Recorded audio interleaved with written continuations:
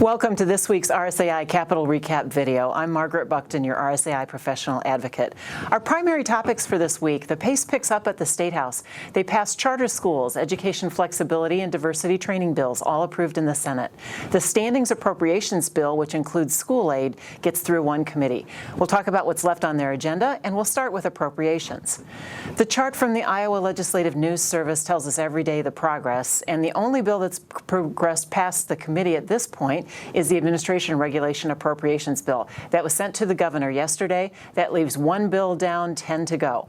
Check out the April 15th weekly report for details about the education budget, but that has not seen any action since April 13th. In that Standings Appropriations Bill, which is Senate File 615, the total appropriation for school aid is $3.4 billion. That's an increase of $21.5 million compared to the current fiscal year. As expected, the bill limits the non-public school transportation appropriation to $8.2 million and continues to suspend the state share of instructional support levy and reduces the fiscal year 2022 state school aid funding to the AEAs by $15 million. We anticipated that those cuts would continue, and indeed they are now showing in that bill.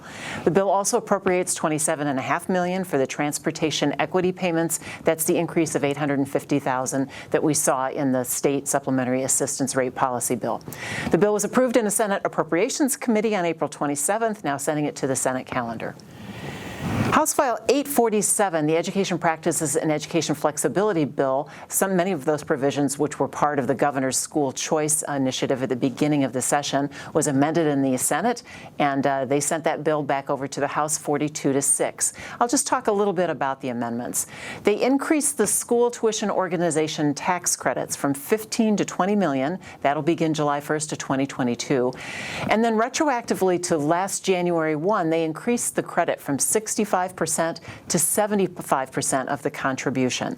The STO action was not included in any prior version of the bill.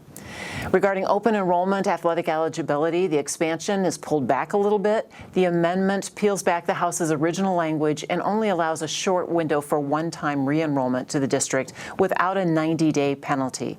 The bill specifically limits it to a student that was previously enrolled in the school or school district on the first day of the school calendar for July 1, 2020, then enrolled in a different school or school district for a portion of that school year, and that's the COVID school year, July 1 of 2020. And then before this coming July 1, 2021, they re-enroll in the school or school district in which the child was initially enrolled. We don't think this is going to apply to very many students, but because they say school or school district, it could be a transfer from non-public to public school. They also require the Pledge of Allegiance be administered in grades 1 through 12 each school day, and allows a principal to waive a face mask requirement for students attending in-person instruction if the school board gives the principal such authority. House File 847 also made many of the changes to the charter school bill that will take place if that charter school bill is enacted, rather than amending that bill, and I'll talk about that in just a minute. But included in House File 847, the changes to charter schools would include Public Records Chapter 22 being applied to the Charter School Governing Board.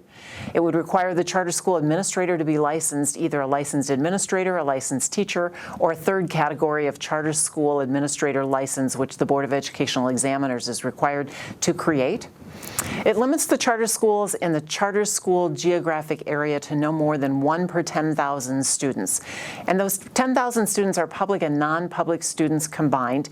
It can be a K-12 combined enrollment, but only one charter school per 10,000 students for an elementary, for middle school, or for high school. And this limitation is repealed July 1st of 2026. And lastly, it requires the charter schools to submit an annual report. In House File 813, the original charter school bill, it says that they may have a report that's required, and in this case it says they shall. It's now in the House's court to accept these changes or push back on some of them. Meanwhile, the Charter Schools Bill, House File 813, was also approved in the Senate. It was debated on Wednesday of this week. The Democrats proposed 13 amendments that were either defeated or ruled not germane, and the bill was approved without amendment, 30 to 18, sending it to the governor. With those amendments in the bill included in House File 847, we'll see if those get also enacted, but because there's an appropriation in that bill, any of those provisions could be vetoed by the governor. Now, there will be some time before we see what happens. First of all, the bill would have to get signed by the governor, but also the State Board of Education and the Board of Educational Examiners will both have to develop rules, criteria, licensure requirements, so lots of steps before a charter school application will be ready for somebody to make. House File 802, Diversity Training and Curriculum, was also amended and approved in the Senate. The bill originally included limitations regarding divisive subjects, racism, and implicit bias. The Senate amended the bill, which rewords significantly, and instead of prohibiting training on divisive subjects, they instead call them specifically defined concepts. And there's a list of 10 of them. One example is that would prohibit training that one race or sex is inherently superior to another race or sex. See the weekly report for the entire list of specifically defined concepts. The bill also requires that state agencies and governmental subdivisions, which include schools, must ensure that diversity training does not teach, advocate, encourage, promote, or act upon stereotyping, scapegoating, or prejudice toward others on the basis of a demographic group membership or identity. The bill also says any school district may continue training that fosters a workplace and learning environment that is respectful of all employees and students, and gives the superintendent the charge of ensuring that any curriculum or mandatory staff or student training, whether it's provided in-house by an employee or a contractor hired by the school district, that it does not teach, advocate, encourage, promote, or act upon specific stereotyping or scapegoating toward others on the basis of demographic group membership or identity. Again, you can answer questions during by participants during the training. This bill, as amended, specifically states that it shall not be construed to prohibit the use of curriculum that teaches the topics of sexism, slavery, racial oppression, racial aggression, or racial discrimination, including topics relating to the enactment and enforcement of laws resulting in sexism, racial oppression, segregation, and discrimination. School boards also must have rules. It could be policies, it could be delegation to the administration to put in staff and student handbooks that incorporate all of the provisions of this section and make them available to staff and students, and provides whistleblower protections to any employee or official who acts to protect a student for engaging in conduct authorized under this section or refusing to infringe upon student conduct that is protected by this section and the First Amendment. Lastly, the bill states that it's not an unfunded mandate, that it's effective. It is effective July 1st, 2021, because it doesn't have another effective enactment date. And the Senate passed the bill as amended, 30-18, now returning it to the House. Coming up next week or soon, bills still pending. House File 532, the Qualified Instructional Supplement. It's on the Senate calendar with the amendment including preschool federal funding. We've heard nothing more about that, so we'll have some suggestions for you under advocacy actions in a minute. House File 318, preschool for young 5-year-olds. That's still on the Senate calendar. Senate File 265, a parent request to retain a student due to lack of progress during the COVID year. That would require a parent notify the district by August 15th, and we have talked about that being too late, advocating for another year. However, we are hearing that that bill is not likely to move further. Of course, several tax policy bills and the remaining 10 budget bills and ethanol, all of those big policy choices have both Senate and House action and the governor's signature required. Both chambers adjourned early Thursday morning, indicating that the House, the Senate, and the governor are still in negotiations for finding a path on how to compromise and end this session. And to further complicate things, tomorrow, April 30th, is the 110th day of the session, so no more per diem expenses for rank-and-file legislators. Good news this week, the governor signs broadband grants.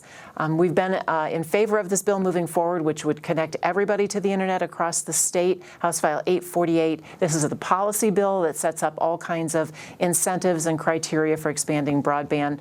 The appropriations for this will be found in an appropriations bill later, or we'll use federal funding. But the governor signed the bill on April 28th. Well, your advocacy action task list for this week. House File 532 is the remaining big policy bill that would provide schools with some investment and resources to respond to the pandemic. It has also the preschool enrollment growth fix. Ask your senators to vote yes, Vote on the Senate amendment and send it back to the House. If your district receives less per pupil from federal funds, especially reach out to your senator and request that this bill is necessary to help balance those needs, since it's distributed based on students served and you still had costs associated with a pandemic. Without this $27 million, the total to public education will be just under that, $26 million, well below the $53 million the House Republican budget targets anticipated. It's also well below the $95 million annual average investment over the last 10 years. Check out your RSAI Advocacy Handbook for interim actions to build legislative relationships and start thinking about next year. And while you're on that subject, the very first advocacy action you can take, join us as our RSAI regional meetings begin next week. Our first one in the Northwest region on May 4th, the Southeast region May 5th. The Southwest region will be down there a couple of weeks later, May 21st, and Northeast will see you on May 25th. Find out more information on the RSAI website.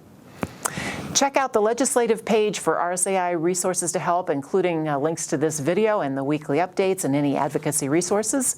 You'll also find the Advocacy Handbook there. So in addition to all of these, make sure you check out this week's report with the details of legislative action still pending. RSAI thanks BoardWorks, Carly Nelson Construction, and Apogee as our corporate sponsors. We appreciate their support. You can find information about how they can help your district on the corporate sponsor page of the RSAI website. And most of all, thank you for your advocacy efforts on behalf of the students in your school. We'll see you in the coming weeks at an RSAI regional meeting near you.